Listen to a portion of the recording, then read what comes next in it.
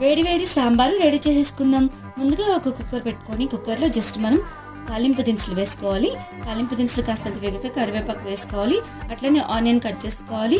అలాగే ములక్కాయ, క్యారెట్, దోసకాయ చిన్న చిన్నగా కట్ చేసుకొని వీటిలో వేయించుకొని జస్ట్ సాల్ట్ వేసుకొని టర్మరిక్ పౌడర్ వేసేసుకొని మూత పెట్టుకొని ఒక 10 మినిట్స్ కుక్ అయిన తర్వాత బెండకాయ, వంకాయ, టమాటో కూడా వేసేసుకోవాలి.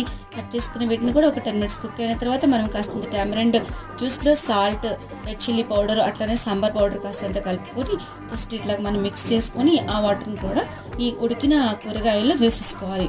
వేసుకున్నాక ఒక 1 గ్లాస్ వాటర్ పోసుకుంటే కాస్త కుక్ అయిన తర్వాత కుక్ చేసుకున్న కందిపప్పు ఉంటుంది కదండి, ఆ రసం కూడా వేసేసుకుంటే మనం వాటర్ ఒక 500 ml కాస్తంత వేసుకుని మరిగించుకుంటే వేడివేడి సాంబార్ రెడీ అయిపోతుందండి.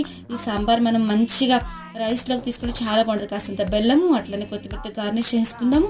చాలా టేస్టీగా ఎమ్మీగా ఉండే సాంబార్ మీరు కూడా ప్రిపేర్ చేసుకోండి. ఈ విధంగా ప్రిపేర్ చేయండి. Thanks for watching. Please like, share and subscribe.